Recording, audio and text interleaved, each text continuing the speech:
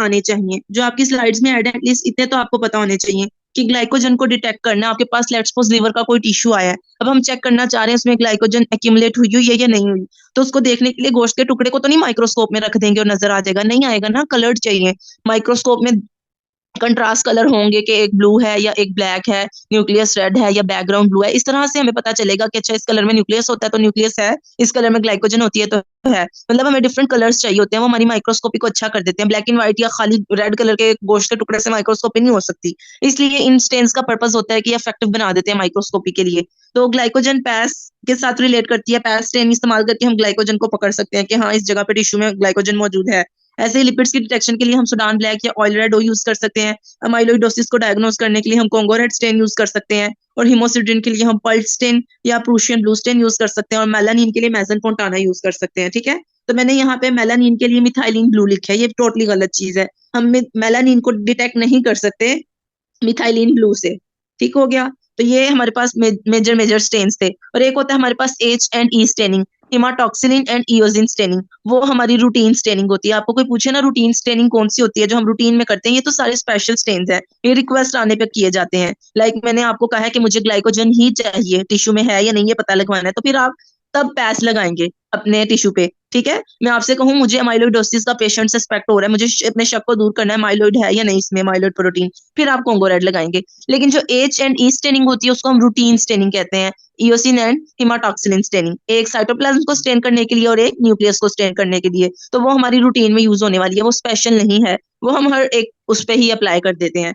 MCQ number 12, which of the following type of necrosis is commonly associated with ischaemic injury. तो हमने ये MCQ पहले भी discuss कर लिया है कि जो हमारी कोआगुलेटिव नेक्रोसिस होती है इसके बैकग्राउंड में हमें नॉर्मली इस्कीमिया या हाइपोक्सिया मिलता है। यानी जब हम जाते हैं बैकग्राउंड की तरफ की वजह क्या बनी बेसिकली जो कोआगुलेटिव नेक्रोसिस हुई, तो हमें पता चलता है कि मोस्ट कॉमन जो कॉज है कोआगुलेटिव नेक्रोसिस की वो हाइपोक्सिया होता है या वो इस्कीमिया ही होता है। मतलब इन्हीं रीजंस की वजह से हमारे पास कोआगुलेटिव नेक्रोसिस आ रही होती है। विच of the following is reversible change, इनमें से कौन सा हमारे पास रिवर्सिबल चेंज है जिसे हम रिवर्स कर सकते हैं? कैरियोरेक्सिस, पिक्नोसिस, कैरियोलाइसिस और गैंग्रीनस नेक्रोसिस या स्वेलिंग एंडोप्लाज्मिक रेटिकुलम की। जो कैरियोरेक्सिस, पिक्नोसिस, कैरियोलाइसिस ये न्यूक्लियस के अंदर आने वाले चेंजेस हैं और ये इरिवर्सिबल नेक्रोसिस के नतीजे में सामने आते हैं, तो इनको आप रिवर्स नहीं कर सकते। ठीक है, गैंग्रीनस नेक्रोसिस, नेक्रोसिस को आप रिवर्स कर ही नहीं सकते, वो बेशक गैंग्रीनस है या कोई और है। लेकिन एंडोप्लाज्मिक रेटिकुलम की स्वेलिंग हुई है तो उसको हम रिवर्स कर सकते हैं, कैसे? थोड़ा सा एलेबोरेट करें। Removal of noxious stimulus. शाबाश, बेसिकली जो कॉज बनी है उसको ही इरेडिकेट कर देंगे या जो उसकी डिमांड है उसको पूरा कर देंगे। यहाँ पे क्यों हो रही थी नेक्रोसिस आमतौर पे, या यहाँ पे बेसिकली जो मसला बन रहा था वो ये कि पीछे से ऑक्सीजन कम हो गई थी, हाइपोक्सिया हो गया था। तो अगर हम हाइपोक्सिया वो एजेंट ही रिमूव कर दें जो हाइपोक्सिया कॉज करा रहा है, या हाइपोक्सिया को हम रिजोल्व कर दें, तो जो मसला बना था कि माइटोकॉन्ड्रिया नाराज हुआ था, उसने ऑक्सीजन ऑक्सीडेटिव फॉस्फोराइलेशन छोड़ दी थी, उसकी वजह से सोडियम पोटेशियम पंप ने अपना काम करना छोड़ दिया था, उसकी वजह से माइक्रोविलाई का लॉस हो गया था, ब्लेबिंग हो गई थी, ईआर स्वेल कर गया था, सेल स्वेल कर गया था। तो अगर हमने रूट कॉज को खत्म कर दिया ना, रूट कॉज को हमने हल कर दिया, रूट वाले जो मसले को हल कर दिया, तो ऑटोमेटिकली हमारा मसला हल हो जाएगा। तो मतलब ईआर की स्वेलिंग रिवर्सिबल है, हमारे हाथ में है। अगर हमने कॉज को ही रिमूव कर दिया तो हम उस तक भी पहुंच जाएंगे। विच of the following is not endogenous pigment, तो हमारा फर्स्ट एमसीक्यू भी पिगमेंट्स के रिलेटेड ही था, और मैंने ये आपको क्लियर कर दिया था कि ये सारे एंडोजीनस पिगमेंट है। लिपोफिस्किन, हिमोसिड्रिन, मेलानिन, बिलीरुबिन। लिपोफिस्किन के स्पेलिंग यहाँ गलत है, एल आई होता है। ठीक है, अच्छा जी, तो कार्बन जो है वो हमारे पास एंडोजीनस नहीं है, कार्बन, सिलिकॉन, सिल्वर, सिलिका ये हमारे पास सारे के सारे एक्सोजीनस होते हैं। ठीक है, ग्लाइकोजन मेनली एक्यूमुलेट करती है, तो ये बात तो आपको पता है, आपने फिजियोलॉजी में बायोकेमिस्ट्री में ये चीज पढ़ी हुई है कि जो ग्लाइकोजन है ये मेनली कहाँ पे एक्यूमुलेट करती है?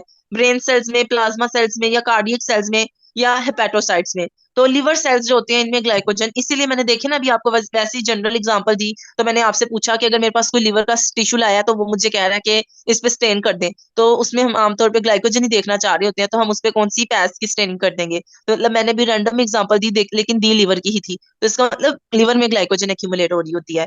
Brown atrophy occurs in all of the following organs except, तो अभी अभी महक मैम ने वो मेंशन किया था। जी, ग्लाइकोजन मसल सेल्स में भी होती है ना, तो अगर दोनों ऑप्शन में आ जाए तो। नहीं बेटा, कार्डियक मसल्स में ग्लाइकोजन एक्यूमुलेट नहीं हो रही होती, कार्डियक मसल्स के साथ उसका रिलेशन नहीं है। मैंने आपको स्केलेटल मसल्स की ऑप्शन दी है या जनरल मसल्स? नहीं ना, तो कार्डियक मसल्स में हम उसको ग्लाइकोजन को, मतलब उसके साथ उसका बिल्कुल रिलेशन नहीं बनेगा। हमारे हेपेटोसाइट्स, हमारे लिवर के सेल्स जो हैं वो बहुत ज्यादा मशहूर है इस फंक्शन के लिए, बहुत ज्यादा मशहूर है। आप जब बायोकेमिस्ट्री पढ़ते हैं तो आप सारे वो पढ़ते हैं ना मेटाबॉलिज्म्स, उनमें क्या बार बार आ रहा होता है, किस ऑर्गन का जिक्र बार बार पढ़ रहे होते हैं आप जब आप ये मेटाबॉलिज्म पढ़ रहे होते हैं कार्बोहाइड्रेट्स के? लिवर बताएं। लिवर लीवर पढ़ रहे होते हैं, ठीक है। तो कार्डियक मसल्स या कार्डियोसाइट्स जो है हमारे, उनमें हम ग्लाइकोजन डिपोजिशन की बात नहीं करेंगे। Brown atrophy occurs in all of the following. तो मैंने आपसे जब लिपोफिल स्किन के बारे में पूछा, फिर सिनाइल एट्रोफी के बारे में, फिर मैंने आपसे ब्राउन एट्रोफी पूछा, तो आप लोगों ने मुझे बताया कि ब्राउन एट्रोफी लिपोफिल स्किन की वजह से हो रही होती है, और ये हार्ट में, लिवर में, ब्रेन में, और लेकिन एड्रिनल्स में ये कोई इतनी मशहूर चीज नहीं है कि आपको एड्रिनल ग्लैंड्स में भी मिल रही हो एट्रोफी, वो भी ब्राउन एट्रोफी। और इसके लिए, ब्राउन एट्रोफी के लिए आपको पिगमेंट याद होना चाहिए कि इसके साथ कौन सा पिगमेंट एसोसिएट करता है, ठीक है। फिर हमारे पास टॉमस्टोन अपीयरेंस किस में आती है, ये भी बात हमारी हो चुकी है कि कोआगुलेटिव नेक्रोसिस में आती है। और ग्रैन्युलोमा किस नेक्रोसिस में पढ़ा है हमने? एशियस। मैम ये ब्राउन एट्रोफी केशियस। वाला ओपन कीजिएगा एमसीक्यूज 1 मिनट के लिए। क्या आपने स्क्रीनशॉट लेना है? मैम वो उसके ऑप्शन देखने थे, 1 मिनट करिएगा। अच्छा जी, एक मिनट बेटा। ये ना है बहुत स्लो काम करती है, एक टच करने के अगले 1.5 मिनट के बाद ही जाके कहीं एमसीक्यू ओपन होता है। मैं करती हूँ, रुक जाए जरा, अब ये आगे सॉल्व कर लें साले। 56-year-old women with history of hyperlipidaemia, lipid ज्यादा हो गए हैं, हाइपरटेंशन है, progressive right renal artery stenosis हो गया। स्टेनोसिस क्या होता है? Narrowing of artery. जी शाबाश। Over time, these patients' right kidney is likely to demonstrate which of the following morphologic adaptation to partial ischemia. तो हाइपरलिपिडीमिया की सिचुएशन है, हाइपरटेंशन है, प्रोग्रेस कर रही है, राइट रीनल आर्टरी स्टेनोसिस है। तो अब मैं यहाँ पे किस वर्ड से मैं एट्रोफी की तरफ गई हूँ, या मैं अपने राइट आंसर को किस वर्ड से मतलब समेटूं, मुझे समझ नहीं आ रही, कैसे करूंगी फिर मैं? 56-year-old client। अच्छा जी, तो मतलब 56 साल के बंदे में सिर्फ एट्रोफी ही हो सकती है और कुछ भी नहीं हो सकता? मतलब नो ये मैम, सिर्फ, फिर? एट्रोफी में सेल का साइज रिड्यूस होता है ना, तो यहाँ स्टेनोसिस है कि आर्टरी रिड्यूस हो रहा है, आर्टरी का साइज, तो इसीलिए फिर जी, एट्रोफी होगा। ठीक है, तो इसको हम इस तरह से रिलेट करेंगे, ठीक है, सिर्फ 56 से नहीं करेंगे। वो तो एक जनरल सी चीज है कि एजिंग में ट्रॉफी के होने के चांसेस हमारे पास होते हैं। मतलब आप भी जब बूढ़े हो जाएंगे, मैं भी जब बूढ़ी हो जाऊंगी, तो हम आम तौर पे देखेंगे कि हमें ट्रॉफी के साइंस मिलते हैं, या जो भी लोग हमारे इर्द गिर्द हैं जो मतलब एजिंग में है, तो आप देखते हैं कि उनको क्या होती है, ये ट्रॉफी उनमें देखने को हमें मिल रही होती है, ठीक है। तो वो हमारे पास सिनाइल ट्रॉफी होती है। तो ठीक है, आपने 56 ईयर्स कह दिया, लेकिन आपको उससे प्रॉपर आंसर तो नहीं ना मिलेगा। प्रॉपर आंसर आपको किससे मिलेगा?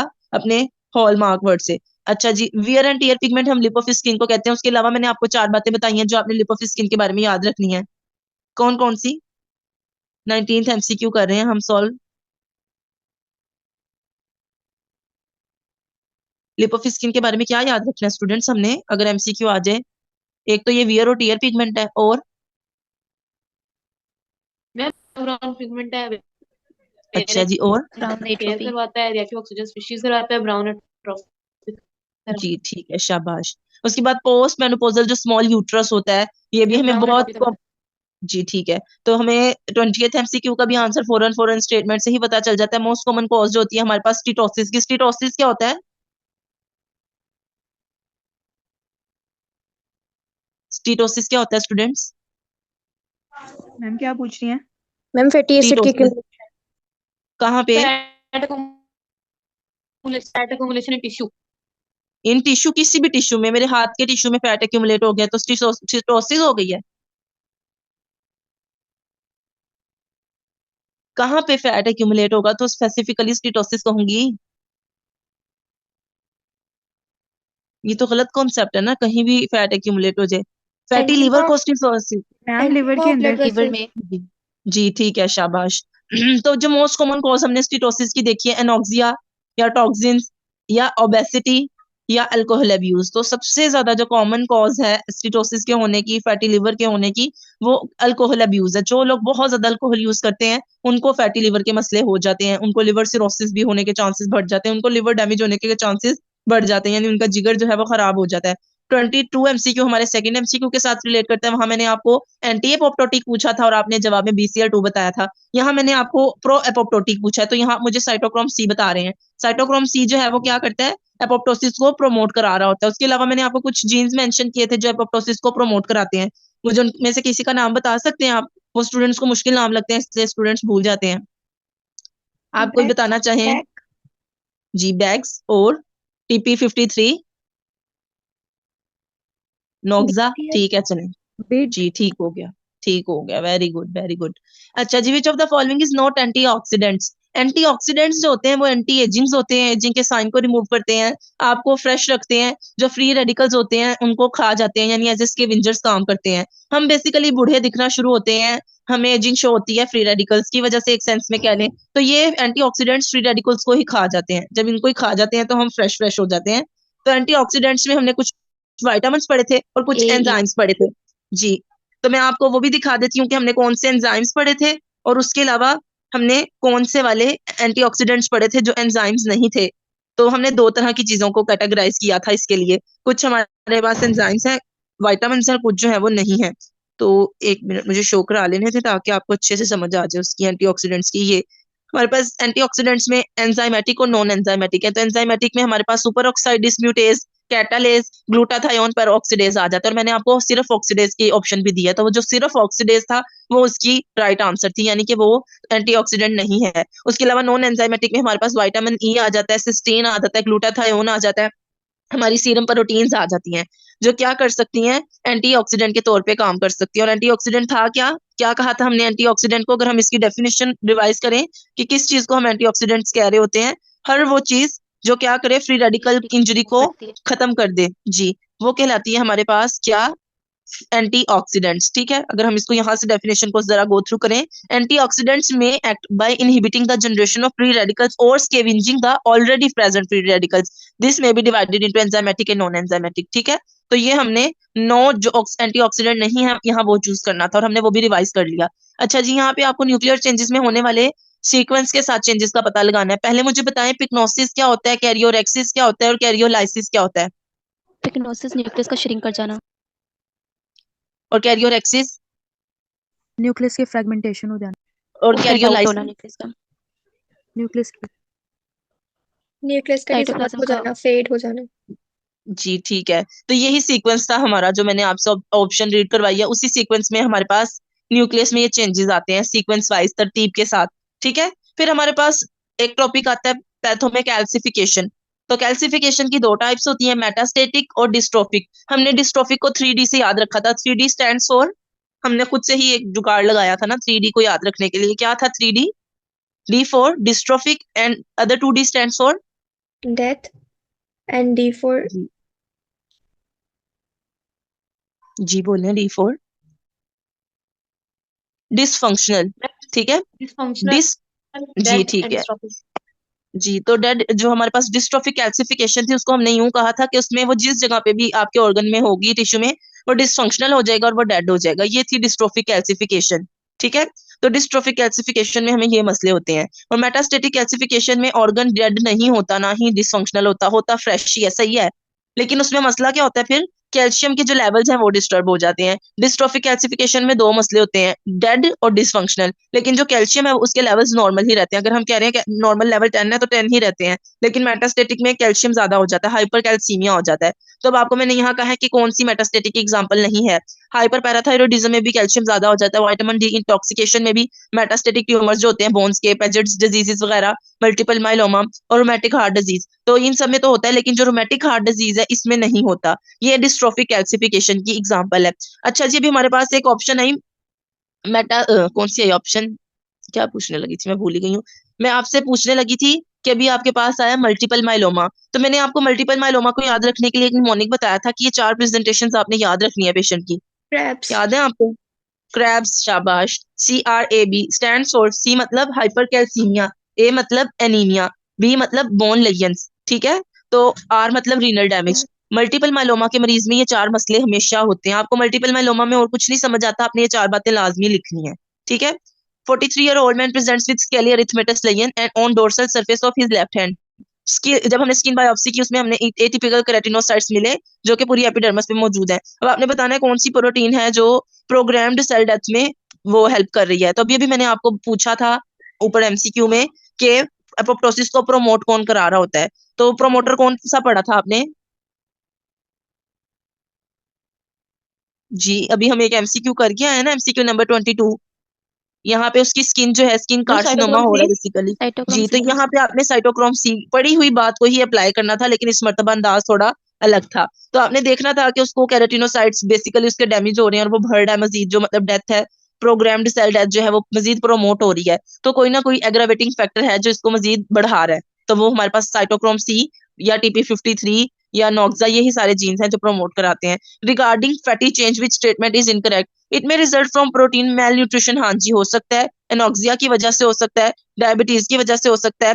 Fat cells are seen sporadically in alcoholic fatty liver, तो फैटी जो सेल्स हैं वो स्पोरेडिकली नहीं मिलते। स्पोरेडिकली का मीनिंग हम यहाँ पे ले रहे हैं ऑन एंड ऑफ, या कहीं कहीं या कभी कभी। तो फैटी सेल्स कहीं कहीं नहीं मिल रहे होते, ऑलमोस्ट वो डिस्ट्रीब्यूट हुए होते हैं हर जगह ही। अगर आपका लिवर फैटी लिवर है अल्कोहल अब्यूजिंग की वजह से, तो आपको डैमेज हर जगह मिलेगा। फैट सेल्स की एक्यूमुलेशन स्पोरेडिकली डिस्ट्रीब्यूशन में नहीं मिलेगी। तो एक छोटे से वर्ड से मैंने अपनी ऑप्शन को गलत कर दिया था, जबकि वो बड़ी प्यारी सी ऑप्शन बन रही थी, लेकिन आपने इतने छोटे से वर्ड से उसकी सेंस को लेना था। कैंसरस प्रोलिफरेशन में eventually arise in, cancerous proliferation किस में हो सकती है एकदम से, मतलब कैंसर हुआ है तो आप इसको क्या कहेंगे कि ये हाइपरट्रॉफी हुई है या हाइपरप्लेजिया हुआ है, फिजियोलॉजिकल या पैथोलॉजिकल। हाइपरप्लेजिया। तो कैंसर तो कभी फिजियोलॉजिकल नहीं ना हो सकता। फिजियोलॉजिकल चीज ऐसी होती है जो नॉर्मल नॉर्मल। बॉडी रूटीन होती है, उसमें आपको डॉक्टर से कंसल्ट नहीं करना पड़ता। पैथोलॉजिकल में आपको डॉक्टर से कंसल्ट करना पड़ता है, और वो आपकी नॉर्मल नहीं होती, एबनॉर्मल होती है, कोई डेविएशन होती है, डिजीज होती है पैथोलॉजिकल जो होती है। तो कैंसर को हम किस कैटेगरी में फॉल करवाएं, ये मैंने आपसे बेसिकली पूछा, और आपने मुझे इस चीज का जवाब देना था कि अगर हम कैंसर को रखना चाहें तो फिजियोलॉजिकल में तो रख ही नहीं सकते, ये आप सबको पता है। लेकिन अब स्टूडेंट्स कंफ्यूज होंगे हाइपरट्रोफी और हाइपरप्लेजिया के दरमियान, तो आपने यहाँ से खुद को सीधा निकालना था। Which type of adaptation is most commonly observed in respiratory epithelium of smokers, ठीक है, कौन सी अडेप्टेशन है जो रेस्पिरेटरी एपिथेलियम में होती है स्मोकर्स के। तो अभी आपने मुझे बता दिया कि मेटाप्लेजिया होता है, और आपने मुझे सेल लाइंस की चेंजेस भी बता दी हैं। कहाँ से कहाँ सेल लाइन चेंज होगी जो एपिथेलियम होगी, कौन सी एपिथेलियम से कौन सी बन जाएगी। कोलमनर से स्क्वेमस। अच्छा जी, और सर्विक्स में, फीमेल सर्विक्स में भी तो होती है लाइनिंग चेंज जब कैंसर होता है, फीमेल सर्वाइकल कार्सिनोमा, तब भी तो चेंज होती है ना लाइन, तब क्या होता है सर्विक्स में या मैम ओवरऑल उसमें भी सर्विक्स में। कोलमनर स्ट्रेटिफाइड स्क्वेमस में चेंज हो जाती है, जी बिल्कुल जैसे जाजमा स्मोकर्स ने में ठीक पढ़ा है। बताया जी। तो ये आपने दोनों एक ही कॉन्सेप्ट से याद रखने हैं, जबकि बैरेट्स एसोफेगस का कॉन्सेप्ट इससे अलग है, उसमें स्क्वेमस से कोलमनर में चेंज आता है। Ageing is propose to occur due to cell cycle arrest, decline in proliferation activity, accumulation of metabolic and gene, या इसकी जो हमारे पास बेस्ट ऑप्शन होती है वो टीलोमरेज जो होते हैं हमारे, टीलोमरेज की शॉर्टनिंग की वजह से एजिंग होनी स्टार्ट होती है। इतना मशहूर सा बदनाम सा बकवास सा बुंगा सा MCQ है, लेकिन ये बार बार पूछा जाता है, इसलिए मैंने आपको ये दिया था, ठीक है। तो ये हमारी 30 MCQ की ऑप्शंस हो गई है डन। अब जरा सेकंड ईयर के स्टूडेंट्स अपने मसले मसाइल बता दें ताकि मैं उनको